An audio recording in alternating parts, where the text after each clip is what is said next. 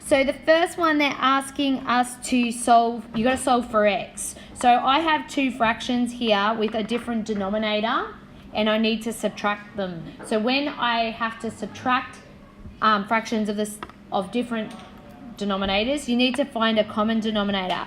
So 21 goes into both those numbers down the bottom, 3 and 7, yeah?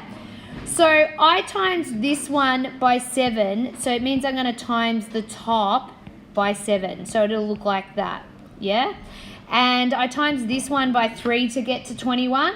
So that means I times that top bit by 3 to get as well. And it equals 3, okay? Now when you're trying to solve x, you want to get x by itself. So there's a few ways. So I'm just to save myself, I don't want to see this fraction. I'm going to move that 21 over there. So if it was dividing on this one side, what will it do on the other side? It will times, that's correct. So I've got 3 times 21, which is equal to 63. I'm just going to do erase like that so you can see on the video, yeah? Save me a bit of room. So then I might expand out those other ones. So 7x minus 14, yes? Minus 6x minus 12 equals 63. And then we just go about doing it the same as we always do, yeah? Like terms. So 7x minus 6x would be x minus 26 equals 63, yes?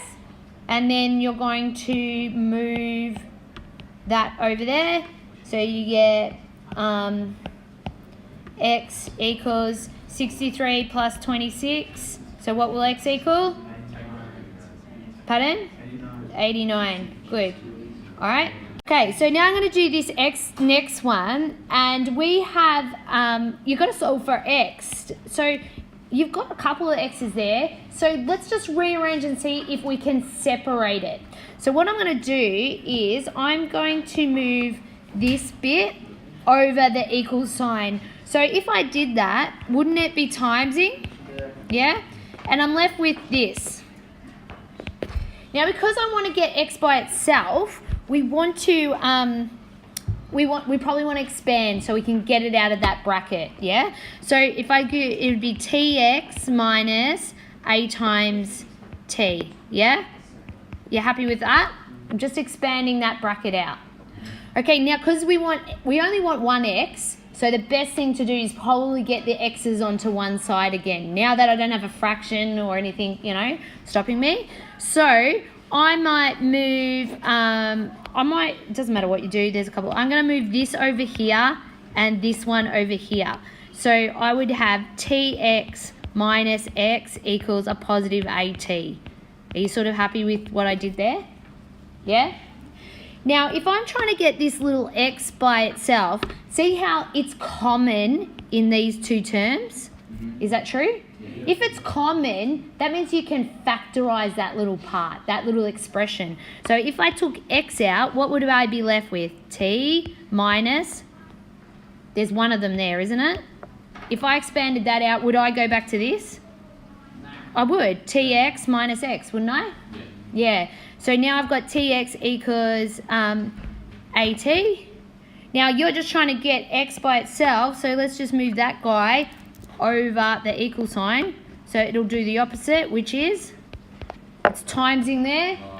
So see it's timesing there, so it'll divide. So you can just have a t minus 1. So there you go, I've got x by itself. Alright, with this one, a person spent 3 nights at a motel and 5 nights at a hotel for the total cost of $550. The motel is twice as expensive as the hotel, and they've helped you out here. They've said set up simultaneous equations to model this situation.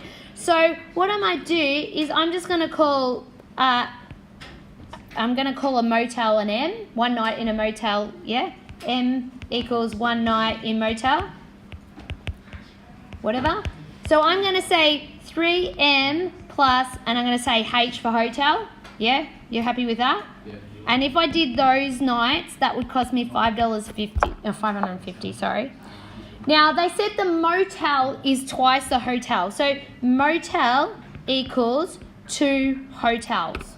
Are you happy with that? Yeah? So, we've set up, there you go, you've got 2 simultaneous equations. You might have to write that make 1 equals and 1 night hotel to be technically correct there. Okay? Now, it says find the cost. So, we have to solve these simultaneous equations. Now, because we've got it like this, substitution is probably the best method. Yes? Everywhere I see an M in this one, I'll put 2H. So if you have a look, I could write it out as 3 times 2H plus 5H equals 550. So now I've got, that'd be 6H plus 5H equals 550, yes? So 11H equals 550. So 1 night in a hotel is $55. Surprise, surprise, it's so nice and easy numbers. Now we also said motel equals 2 hotels. So that means 2 times 55. So motel equals 110. Done. Here you go. We got this. Motel twice expensive, that's how we got that. Or that. Alright, we take that back. 50. So find the equation of the perpendicular line to this. So when you know the perpendicular, when you see perpendicular, what do we know? We know that if you times their gradients, it equals -1. So, you know this is not in gradient form. You probably want this in this form so you can see its gradient, yeah? So, let's rearrange that one. So, 3y plus x minus 5 equals 0. I'm trying to get it to look like this. So, if I just move those other things over, it would be minus x plus 5. I've moved them over an equal sign. And then what's that 3 doing? It's going to divide over here, isn't it? Yeah? So if I do that, what's the gradient of this one? -1/3. Good. So find the equation of the line that's perpendicular. So that means this line, obviously going to have a y equals mx plus c. So here's its gradient. So obviously when I times -1/3 times m equals -1, what's m going to equal then? Has to equal 3? Yes? So now you know this, for this line, the gradient's 3. Now, so at the moment I know it's 3x plus c. So we know it is, the gradient's 3x. So we need to find c. How can we find c? We use a point. Have we been given a point? So the point is -2, 1. So into this, when y is 1, x is -2. So I've got y equals -6 plus c. So what does c equal? 7? Yes? So now I've got the equation of the line, but I've got it in this format here.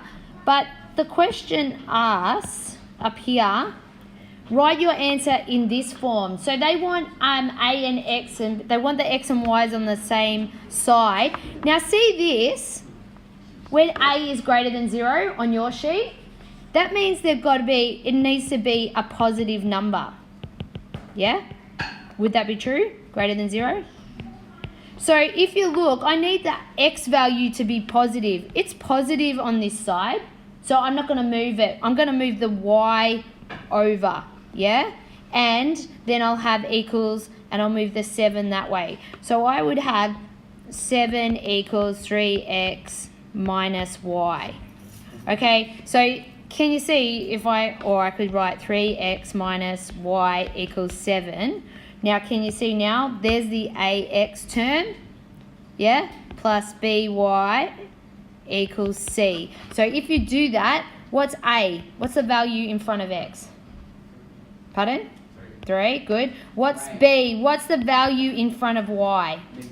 Good, -1. And what's C? 7. So you needed to do that to get your answer.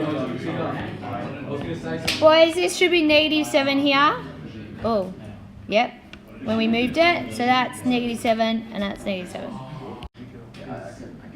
So this is the rule we know for perpendicular. If you times the gradients, it equals -1. So we knew this gradient was there, so we know therefore it has to be 3. Okay, two containers contain different amounts of liquid in them, and together they hold 800 litres. Between them, container 1 holds 200 litres less than 3 times the contents of container 2. Let's just give container 1 and 2 a letter because it's already driving me crazy because they're too similar, yes?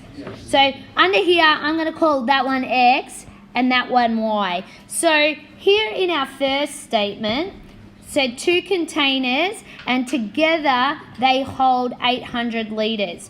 So if you're saying, so what we're really saying is X equals number of litres container 1 holds, yeah? Container 1. And Y equals number of litres, yeah, container 2. Alright, so in that green there where we said together they hold, really we can say X plus Y holds 800. Is that true? Yeah?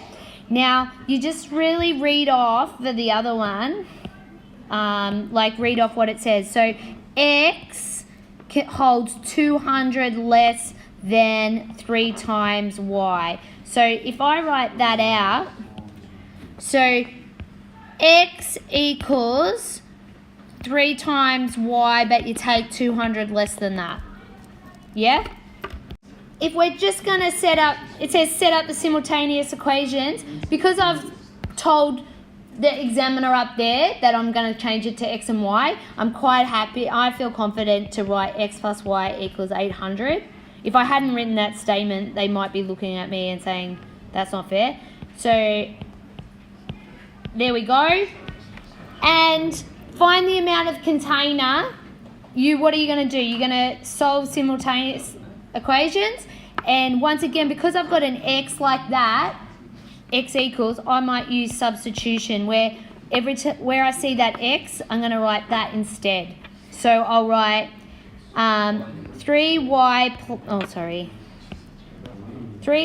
minus 200, yeah, that was this bit, plus Y equals 800. So can you see, you pretty much have just an equation now, yes? So whatever that equals, what's that? Y equals 1,000 divided by 4, so 250. Yeah? And therefore, if Y equals that, X equals 3 times Y minus 200. So that would be 750 minus 200, which is? Yeah, I'm doing it in my head.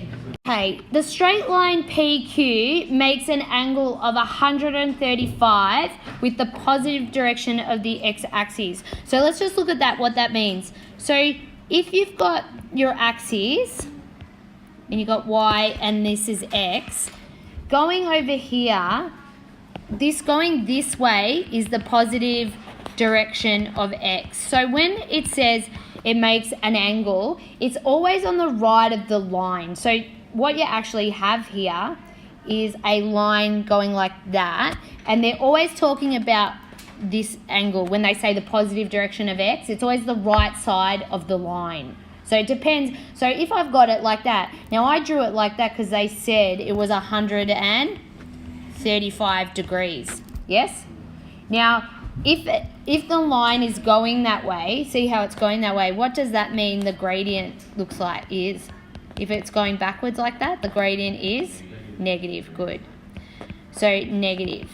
So what you had to remember, and then it says find the equation of the straight line, so we know that. If the PQ, this line, passes through the midpoint of AB, so apparently there's some other line. So sorry, I'll call this one, this is PQ, yeah? and there's some other line. Oh, I'll draw a different colour. Sorry, because it'll get confusing. Do that one. There's some other line. I'm just making this up, but there's AB. There's some other line, yes, and that PQ's cutting through at the midpoint. This midpoint here, yeah. So can you see if I find that midpoint, I also find a point on PQ, don't I? Because it's on both of them. So, and you can see that's what they're trying to tell you, because they're going to help you so you can find it. So the first one is pretty simple, because you've got A here, A and B, got 2 points. And let's go find it. So it says find the midpoint of A and B. So x at the midpoint, remember the formula? It's x1 plus x2 over 2. So that means I'm calling this x1, y1, this one x2, y2. So in this case, it is -3 plus 7 over 2. So what would that be? 2? Yeah, because of 4 divided by 2. Yeah. And, oh, sorry. Y at the midpoint, it would be y1 plus y2 over 2. So 11 plus -7 over 2. What would that be? 4 over 2 again? 2. So this midpoint here is 2, 2. Yeah, my graph's probably off, but you know that. So now it's asking me to find the gradient of the line PQ. So, see that's this line here. So y equals mx plus c. So you're trying to find the gradient, this m. What you had to remember was the rule for the gradient. Remember that the gradient is also equal to tan theta. Yeah? So m equals, so you know what the angle is. It's tan 135. So we do that and we get m equals, they told me up here what tan 35 to help you because you didn't have your calculators. M equals -1. Okay? It's a negative gradient, isn't it? Yeah? Yeah. The 2 lines aren't perfect. So, no, on my diagram it might not be, but they told me, but they haven't said any perpendicular, no. So now I know what the gradient is. So I know the gradient of this blue line. So I've got y equals -x plus c. So I still got to find c. And remember, the way we find c is we use a point. What point am I going to use? They must have given it to me. I'm going to use that midpoint. I'm going to use 2 and 2 into here.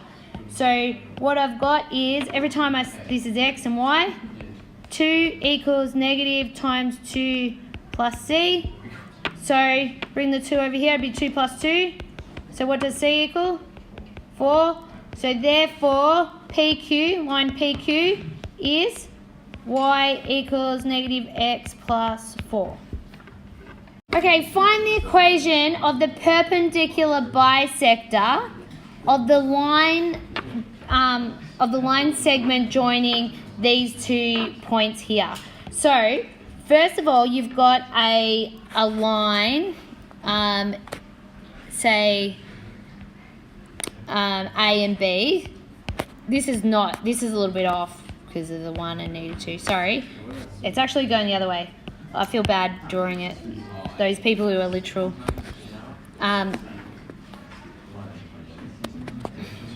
So A is here 1 and -2, and here's B, and it is -2, 3. Okay, there's your line.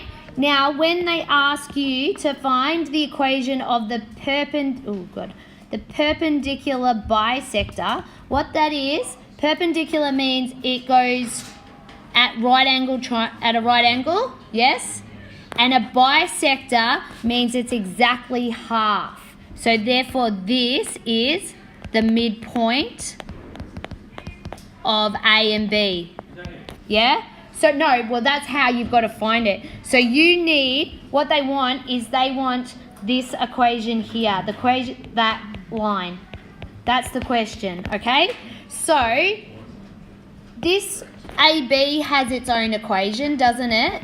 And remember, if they're perpendicular, that means if I times the blue gradient with the green gradient, what am I going to get?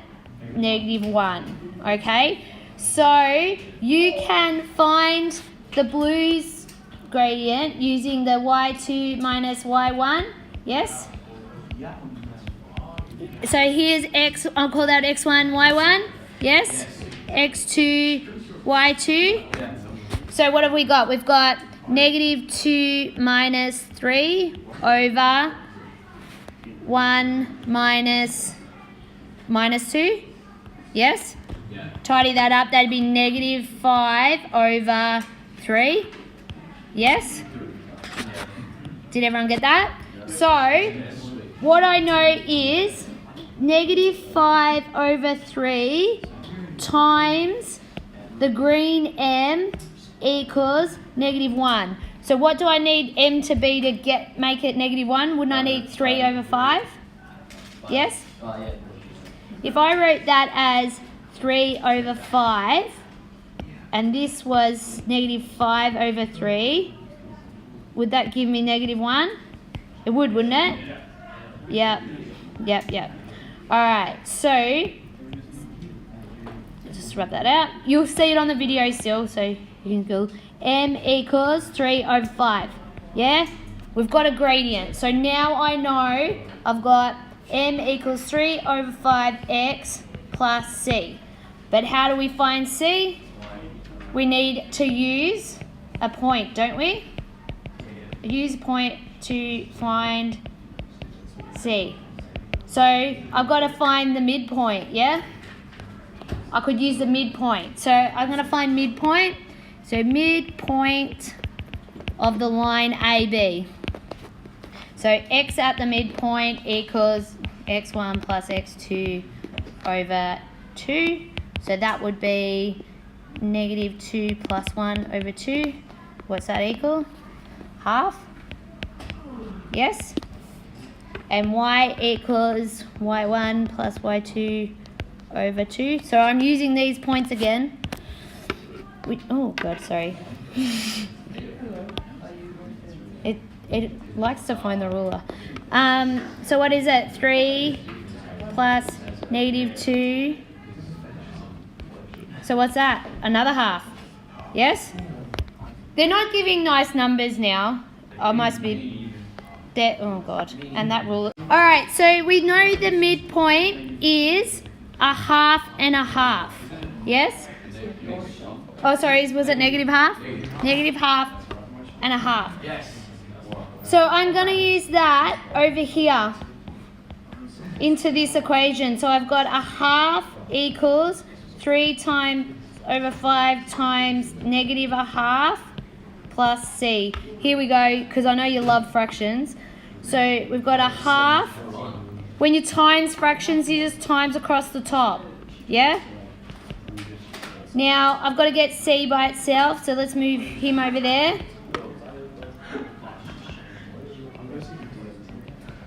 Good. So we need to find a common denominator for these two, which is 10. This one goes into it, 5 plus 3 equals c. So 8 over 10 equals c, which could, simplify to 4 over 5. Okay? So in the end, we now know, that's c.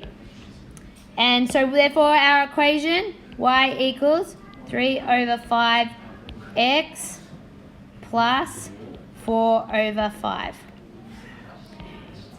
Now, sometimes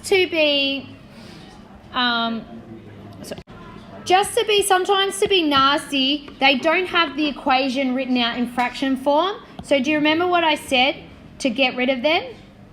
You see how that's both on 5. If you times everything by 5, because I'm doing the same to everything, you can get an equation without a fraction. So you could write 5y equals 3x plus 4. That's the same. So you just got to be careful in case they say no fractions in the answer. You just do that, all right? Okay, what type of triangle has the following vertices? You must support your answer. So, this is not to scale, sorry, or not, like, but pretend they're on an axis, whatever. This is, say this is P, and it has a point 1, 2. So that's an X value and a Y value there. Say this is Q. Oh, no, that's not Q. I'll say that's Q, sorry, which is 5 and -1. And say this is P up here, which has 2 and 3. Okay? So how can you support what type of triangle that is? Maybe what it could be, if it's perpendicular, say if these two lines, so say, oh, that's R, isn't it? Sorry. So say PR, the line PR is perpendicular to RQ. Yeah, this line down, sorry, this line down here, these two, if they're perpendicular, yeah, that means it's a right angle triangle. So how would I test that these two are perpendicular? Get their gradients and see when you multiply them, do you get -1? Yeah, so you can get their gradients using that rule because you've got points, haven't you? Yeah. So x2 minus, you can use that rule to find that. So it might be that. The other thing is you could, what are the other formulas? You know the distance between 2 points, don't you? 2 points, you know the formula for that. So maybe this distance is the same as this distance. If those two distances are the same, then it could be, that means it's a isosceles triangle. Yeah, you've got two sides the same. So that could be the type of triangle. You're going to have to test it. There's a few testing. It's the last question. It's a bit bigger. If all three sides are the same, it could be an equilateral triangle. That's what they're looking for. So it could actually, you better test, because it actually could be a right-angled isosceles. Who knows? You've got to go and check it all out. There's a bit of working out there and test it. Has anyone done it?